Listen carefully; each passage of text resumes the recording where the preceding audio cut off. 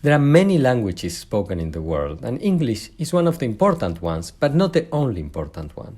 However, it has been the dominant language in the field of communication and media studies. What are the implications of this?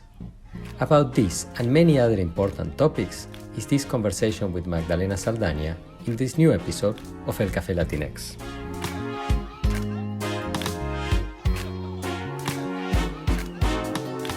What is the experience of being a Latinx or Latin American scholar in the field of communication and media studies? What are the main challenges and opportunities that come with our identities? These are the issues that we'll talk about in El Café Latinx, where some of the leading voices in the field will share their professional experiences. Hola, my name is Pablo Boczkowski. I teach at Northwestern University, where I hold the Hamid bin Khalifa Al Thani Chair in Communication. Together with Mora Matassi, doctoral student at Northwestern and executive producer of this podcast, we invite you to discover the journeys of scholars who are at the cutting edge of creating knowledge about Latinx or Latin American communities across the Americas. These are our stories. Esas son nuestras historias. Estas son nuestras historias.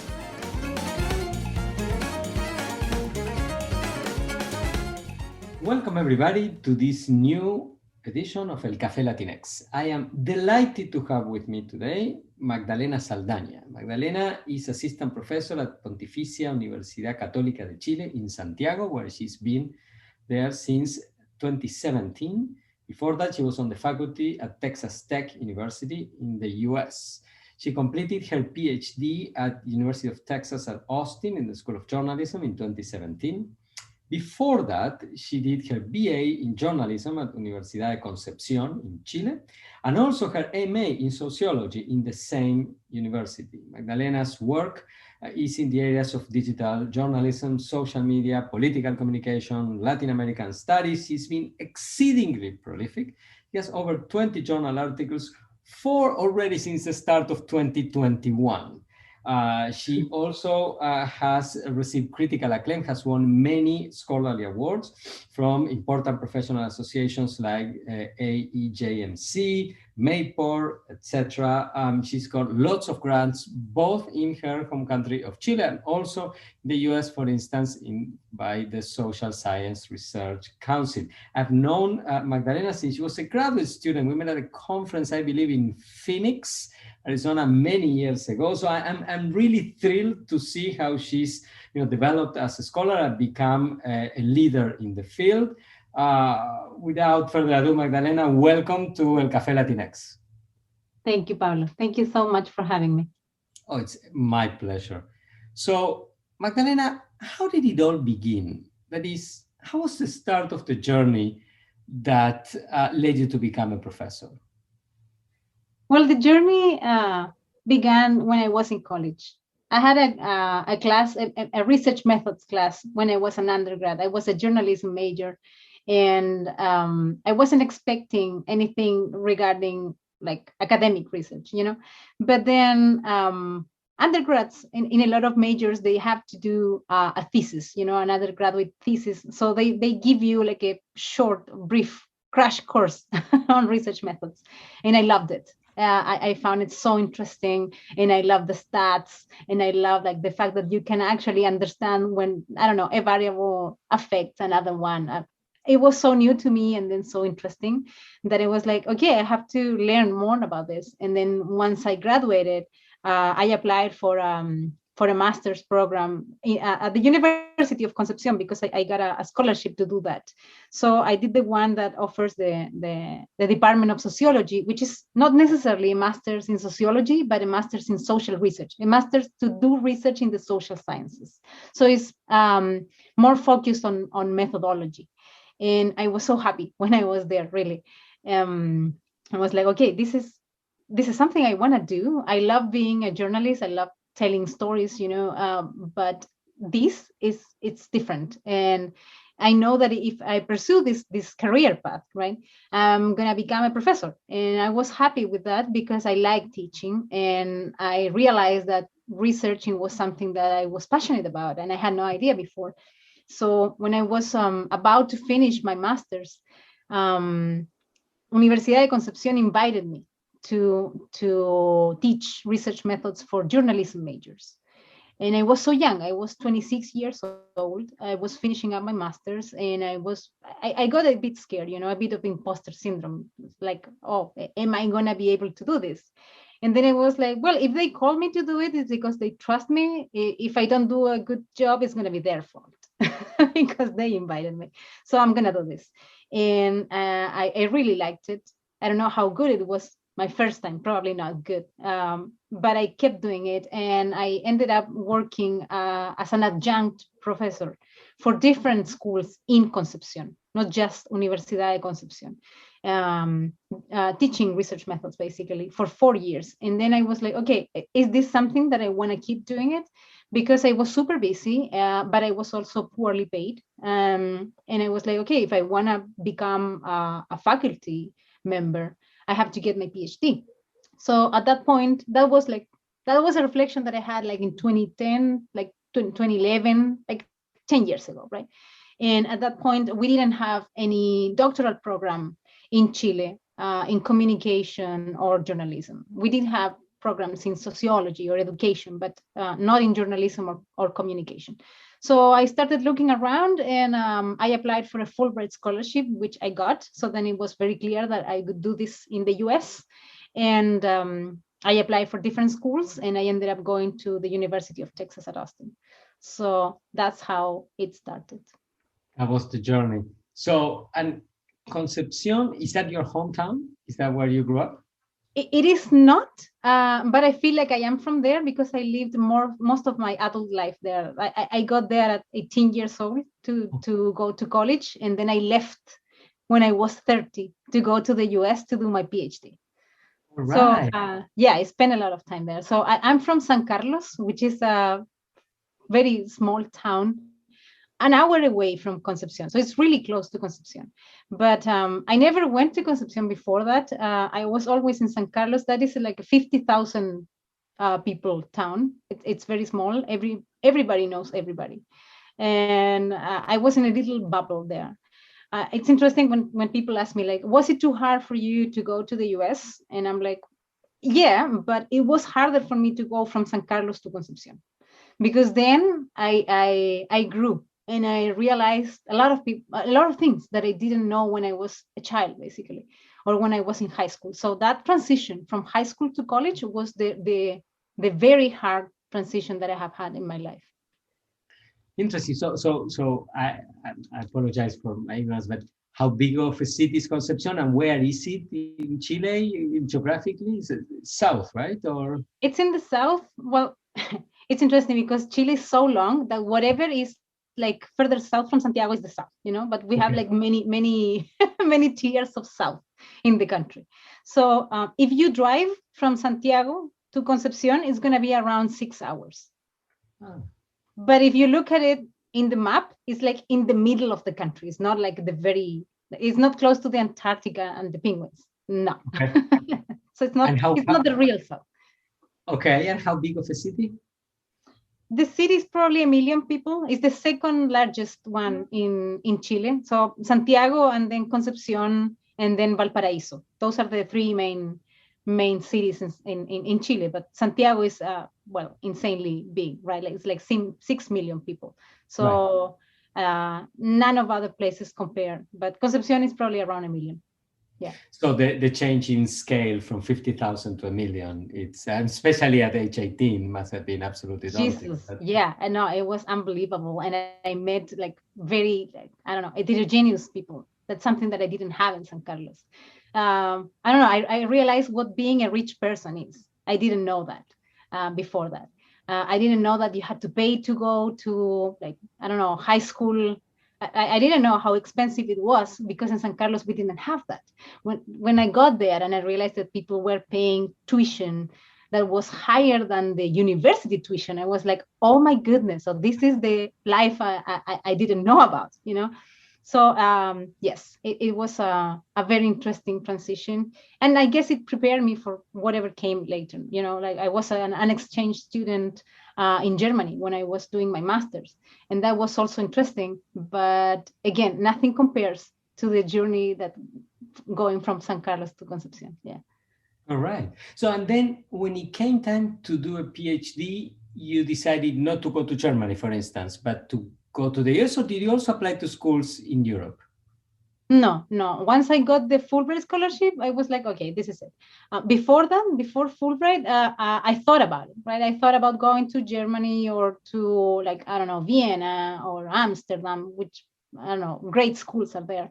But that was like my plan, like to have like different options. But once I got the Fulbright scholarship, I was like, no, then it has to be the US. And it was good. It was my main option. So, yeah. Okay. And why UT Austin? Why UT Austin? Well, I applied with my boyfriend at that time, who is my husband today. So the two of us wanted to go there for different reasons. I wanted to do the PhD to become an academic, and he wanted to do a master's to earn more money, basically. He's an engineer.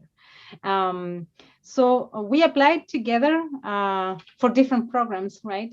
But we had to agree on where we could do this, right? So we might apply to different schools, but it had to be the same city, so we could be together. But it was hard because that implied that both of us had to be accepted by the same school or schools in the same place, right? So we ended up being accepted, the two of us, by 3 universities. And the only one that accepted both of us was the University of Texas. So it was an easy decision, It was like, well, we can be together here, so we're going there.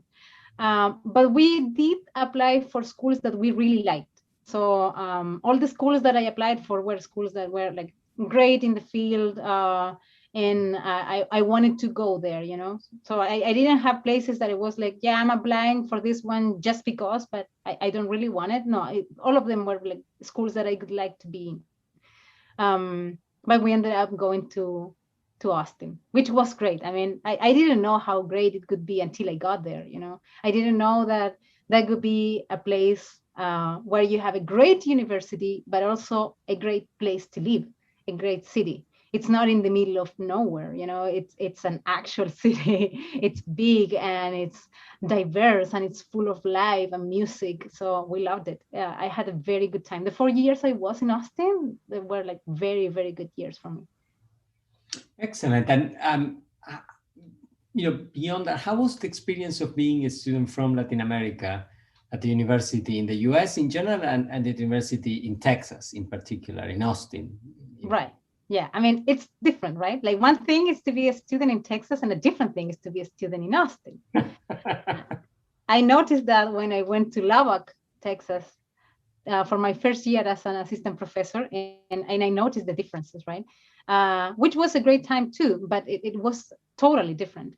So being a Latin American person in the US, it's gonna be permeated by where you go and what you do, So in my case, I was in this bubble, which is the academic bubble where people are like intellectual elites, basically. So you have less chances to be discriminated against or to encounter bigotry or stuff like that. You're in a very protected environment of intellectual people surrounding you, professors, other students, people from different countries, all of them like trying to look for a better education. So it was a great thing, but I'm sure that if I went on a different situation, maybe my experience wouldn't be as good as it ended up being,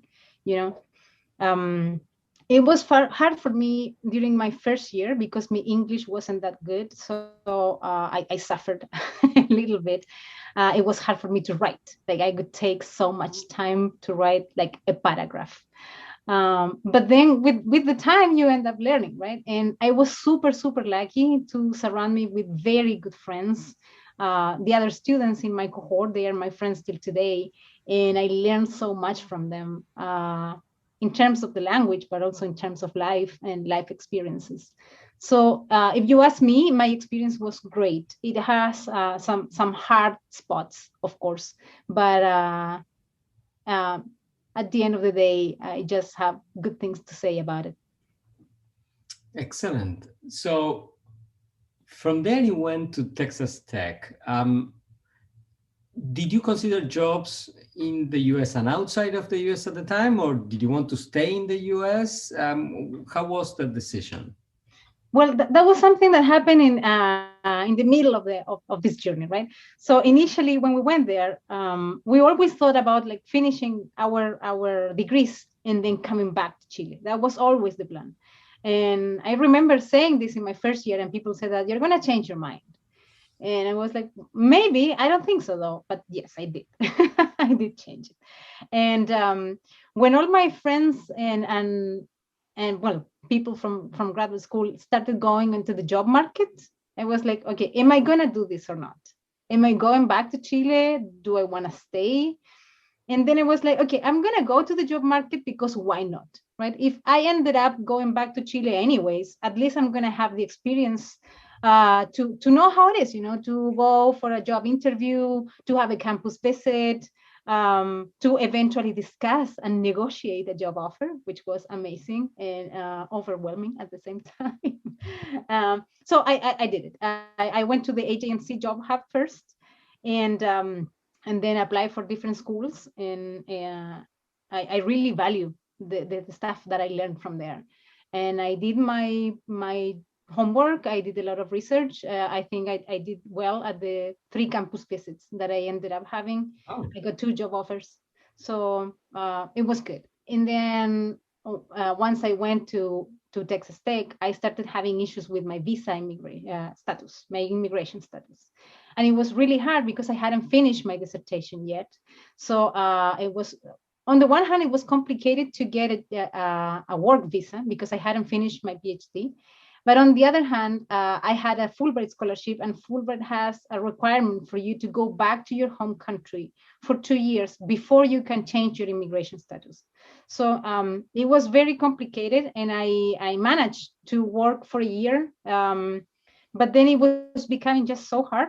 And I was in the middle of that when a job opening arose at Católica University, and it was like, oh, this might be the chance that I'm waiting for, like, and now I could go back to my country and have a great job because Católica is a great school, right?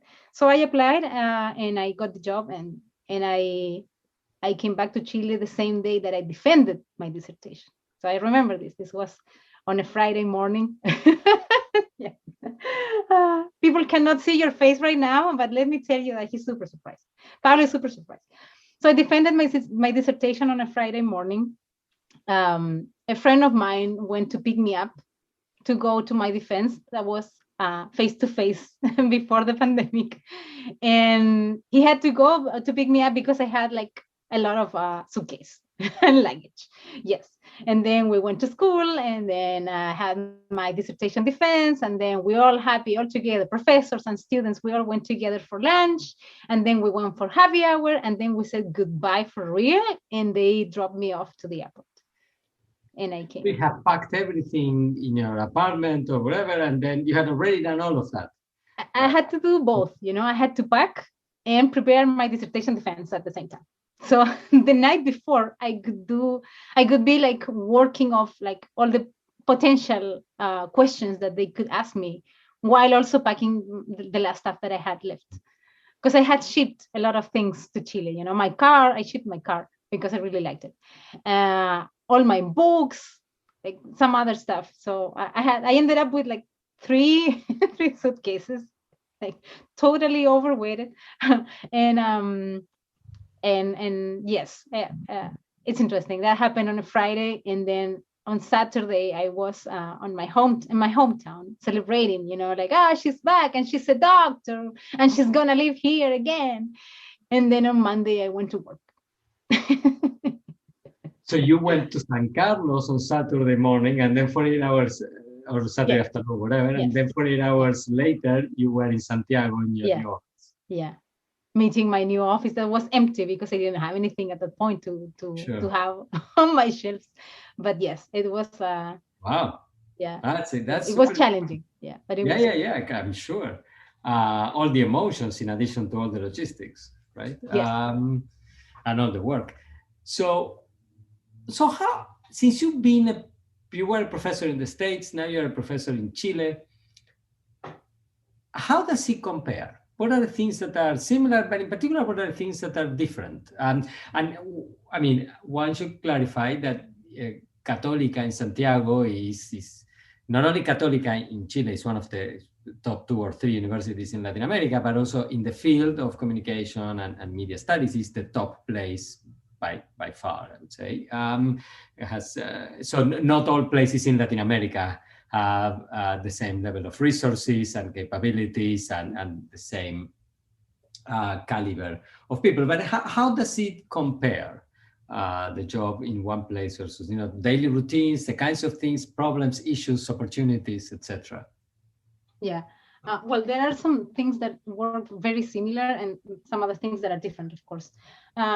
Interestingly enough, the tenure expectations are almost the same. And I wasn't expecting that. It was funny to find out.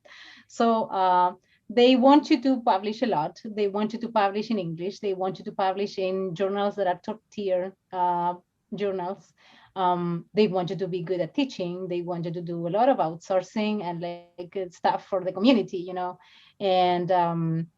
and it was similar to what they expected me to do when I was at Texas Tech. So on the one hand, it was fine to me, because I was trained in the U.S. system that it already prepares you to do publications and conferences and teaching and all stuff.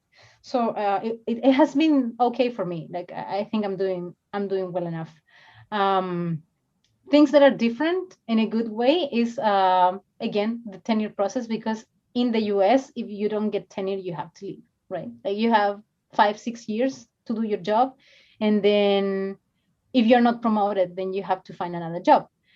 At Católica, it's a little different. So you have the opportunity to go up for tenure after 4 years of being an assistant professor. And if you don't make it for whatever reasons, because you don't have enough publications, because your teaching needs more work or whatever, you can try again the next year. And if you don't get it, you can try again the following year. So you have 3 chances to do it. You have a maximum amount of years that you can use on this, like it's 7 years. So if you didn't make it in 7 years, then you have to leave. But again, you have 3 opportunities, which I think is more humane. It's a more humane process than what it is in the US. So I could say that those 2 things were new to me, like how similar it was in some areas and how different it was in some others.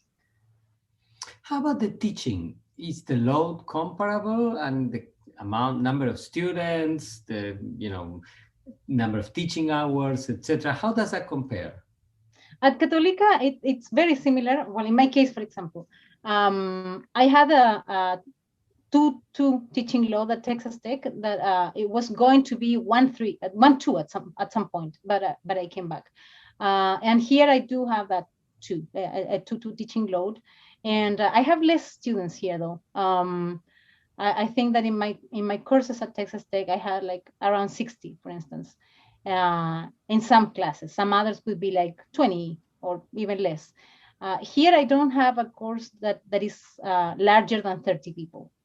And I teach research methods for doctoral students, and those classes are like 4 people.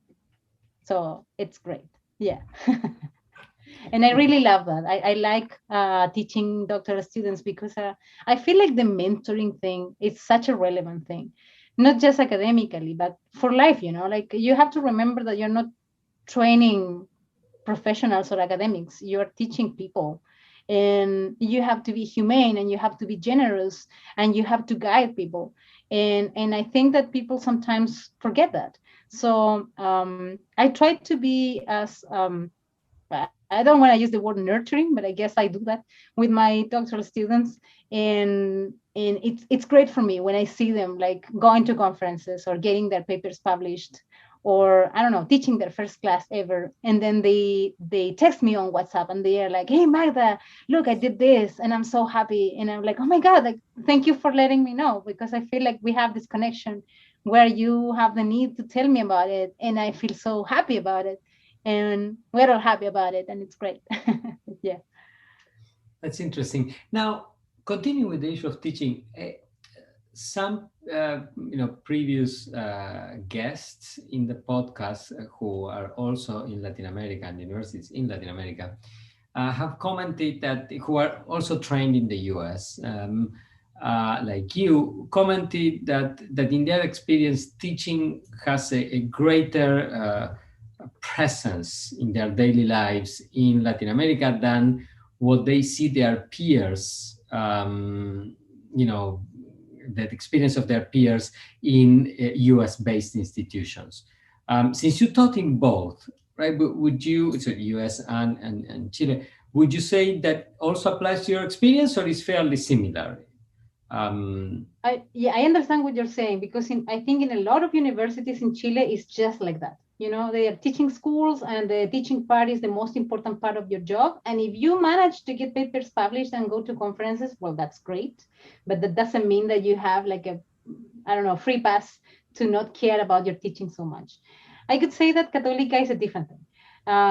Because they are very concerned about research, you know, and given that, I could say that the thing that they care the most is probably research.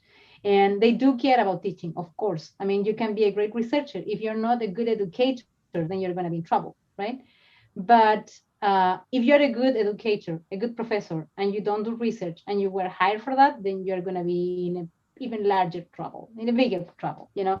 So we do have the difference between tenure track professors who are hired to do research and teaching, and professors of practice who only do teaching.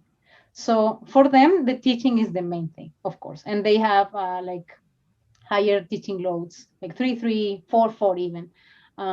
But for tenure track professors, research is the most important thing. So I try to balance it out, you know, like I care about teaching a lot. And as I'm telling you, I care about my mentorship. I think the mentorship part for me has become really, really important. I try to include all my students from different like tiers, you know, like undergrads, master students, PhD students. I try to invite them to my projects and work with them. For them to get experience. I mean, if you want to know whether you like this world or not, academia, then you have to practice and do stuff, because otherwise it's going to be all theoretically, and you're never going to find out whether you're good at it and whether it makes you happy. So I do a lot of mentoring, and unfortunately, that is not in any evaluation form, right? So all the mentoring that you do, it goes unnoticed, I think, and I don't think that's good. So I'm very vocal about it. I'm openly saying that, hey, I'm going to train the student to go to ICA, for instance, which is not very normal because of the resources, right? It's so hard to travel from Chile to whatever ICA is going on. But since this year is going to be online, just like last year, but we didn't know on time. Since we knew that it could be online this year, I was prepping my students and telling them, like, you have to go, like this is it, you know, you have to go now, because next year is going to be in Paris, which is going to be great, but maybe you're not going to have the resources. I mean, if you do have them, please go. But if you don't, this might be your opportunity to present at ICA. And I was able to convince some of them to submit stuff either for a pre-conference or for a main conference. And I did the same for AJMC too. And many of them submitted stuff to AJMC. We don't know yet whether they are going to get accepted or not. But even the exercise of submitting stuff, of writing stuff in English, like even if it's an extended abstract, even if they get rejected, that's already a learning thing, you know, a learning process. So I'm very happy about it. Excellent. So a couple of things that I noticed in your curriculum, because I follow your career and publications since you came back to Chile, are one is that you're doing more and more interdisciplinary work, working in particular for people in computer science and in data science, and you're part of a very important initiative in Chile in that respect, and you got grants for that. The other has to do with, I mean, you are now international engagement editor for digital journalism, one which is rapidly becoming one of the leading publications in the field. And this is a new position. You talked about outreach or service, but this is at a different scale.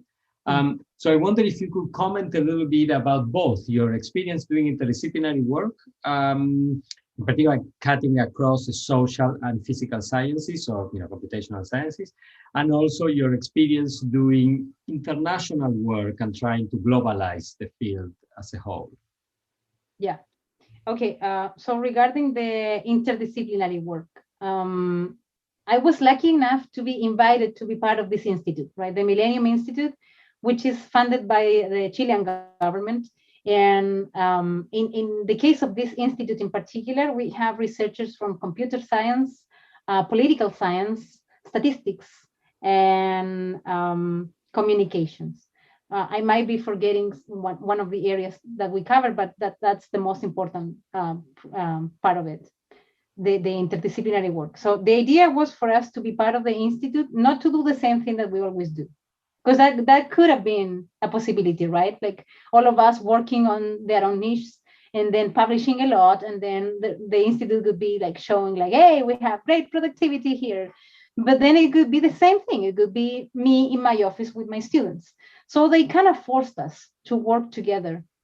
And it has worked for me very well because I have learned so much from them. I have no idea whether they have learned from me, and I'm fine with that.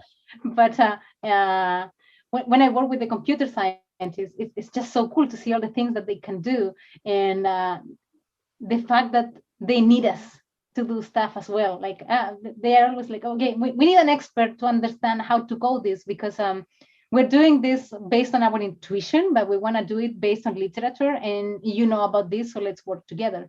And by doing that, we have been able to do lots of very exciting projects. For instance, in the pre-conference that we're organizing at ICA, right, the one about digital media in Latin America, I'm going to present a project about memes. You know, memes on Twitter and how they were used for the political riots in Chile. But that project wouldn't be possible if I didn't team up with a group of computer scientists, not the same people that I presented today in the seminar, other people, that were able to create the infrastructure to download all the tweets containing images. And then I coded with my students, I coded these images to determine whether they were memes or not.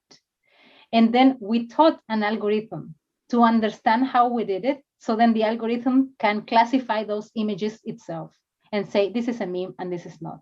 And then we can do a semantic search of memes by telling the algorithm, show me a meme about cats. And the algorithm is going to understand what it is a meme and what is a meme about cats. So we're working on that. And it's been great. So we're going to have a paper that is more like communication oriented, which is the one that I'm going to present at ICA. And then the other one that is more computer science oriented. But we were able to do both together, you know, so that has been just great. It's been a great experience.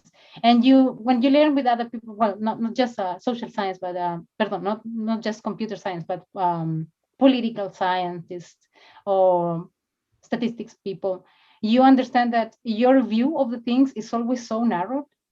And you didn't know that. You didn't know how narrow you were in your approach until somebody from other discipline tells you like, oh, we do this from this other perspective. And you're like, oh my God, this is way more interesting. So then you start together. And I think that the work ended up being way better than initially was.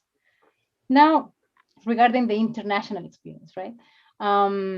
Well, yes, I am constantly advocating for academia to be more globalized, more diverse, more, I want more integration. And then when Oscar Westlund invited me to be an international engagement editor, I said yes immediately, even though I didn't really understand what he wanted from me. You know, like, what am I going to do here? But it was like, no, yeah, let's do it. Whatever it is, let's do it. Because this is going to be a platform for me to advocate for the things that I think are right.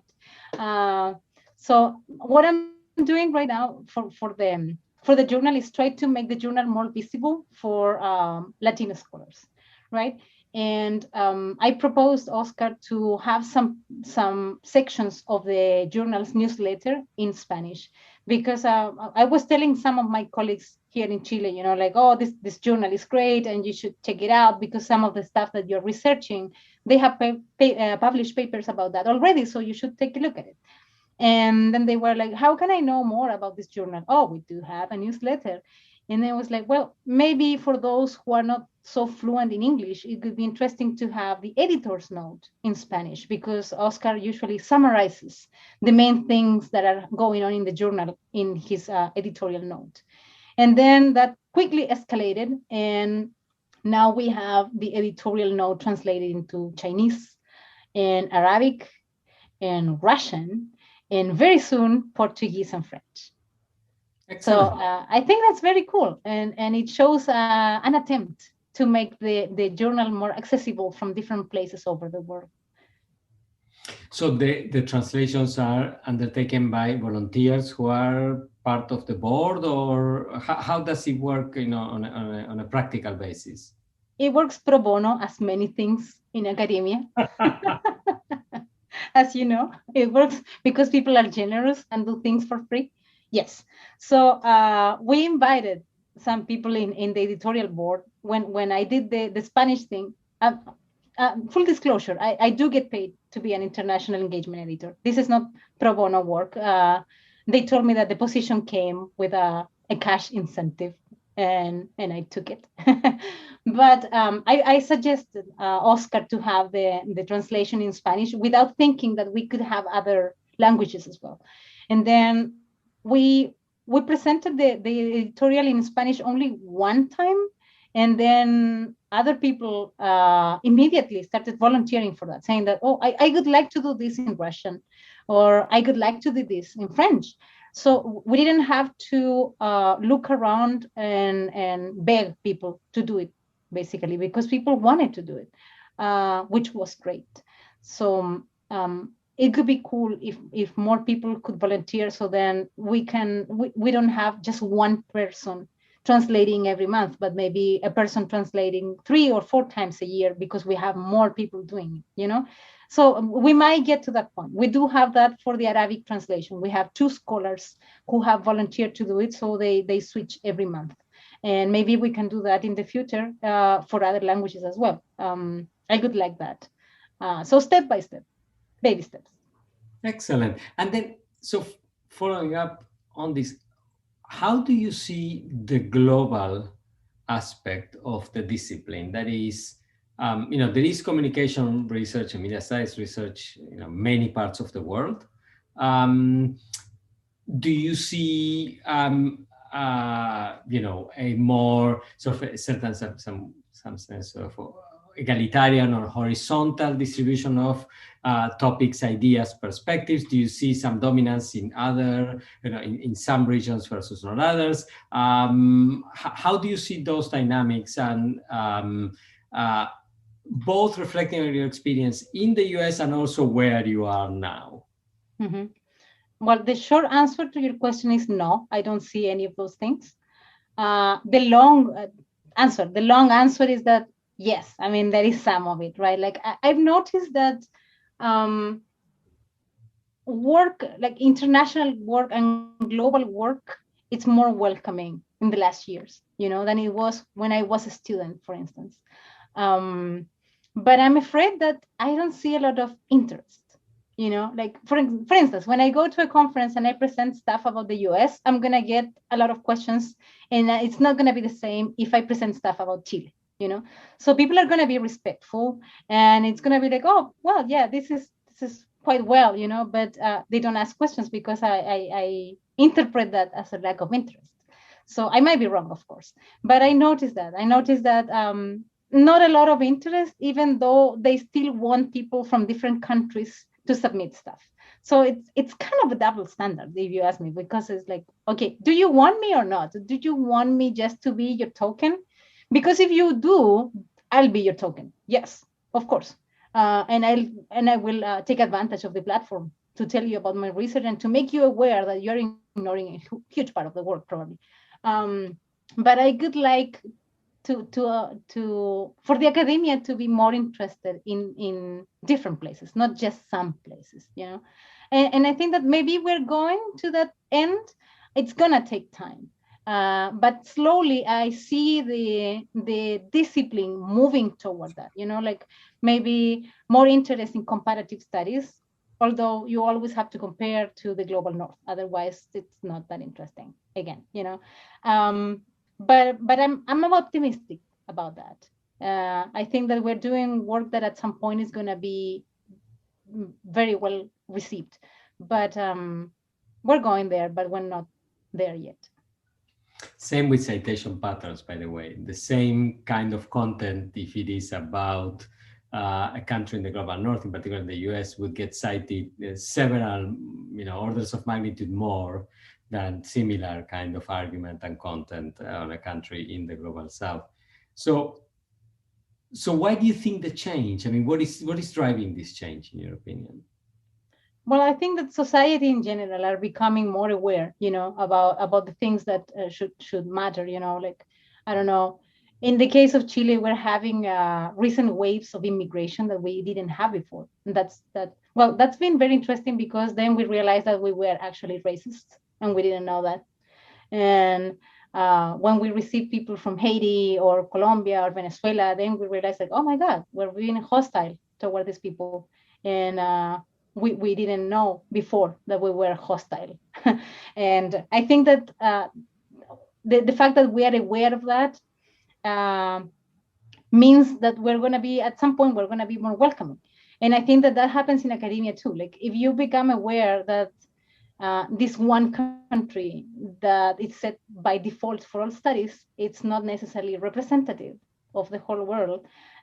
Maybe you're aware that maybe when I receive another paper that is not about the US or not about countries in Europe, it's still relevant and I should consider it, and I should find the right reviewers for that too.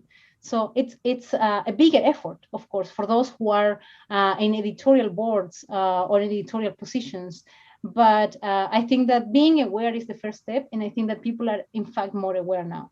Again, I think that being aware doesn't mean being interested, and I see those things when I present my work. I think that my work about the US is maybe more discussed or more cited than my work about Chile in particular, but that's not going to stop me, right? I'm going to keep working on what I want, but I'm still working on stuff about the US, of course. I don't want to be I don't want to be out of the loop, but yes.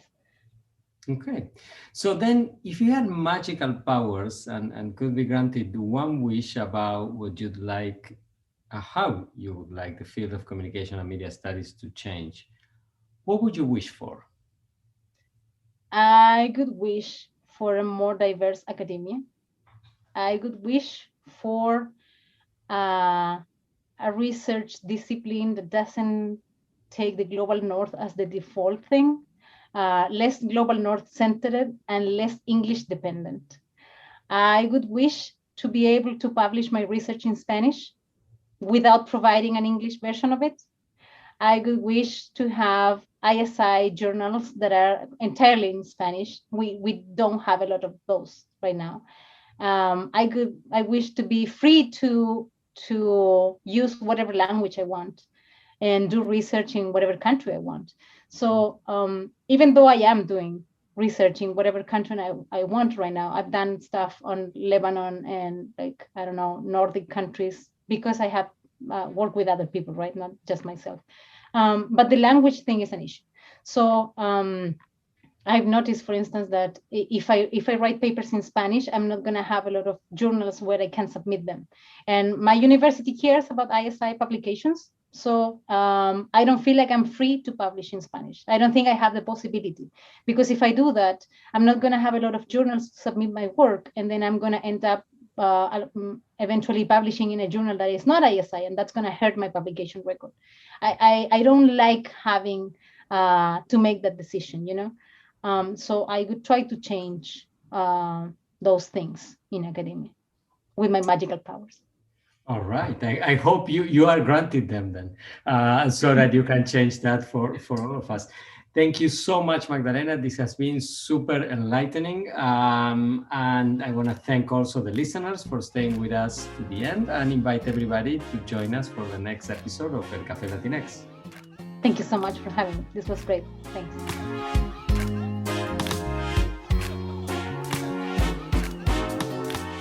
El Café Latinx is a production of the Center for Latinx Digital Media in the Department of Communication Studies at Northwestern University. I am Pablo Boczkowski, your host, and I'm joined by executive producer Mona Matassi.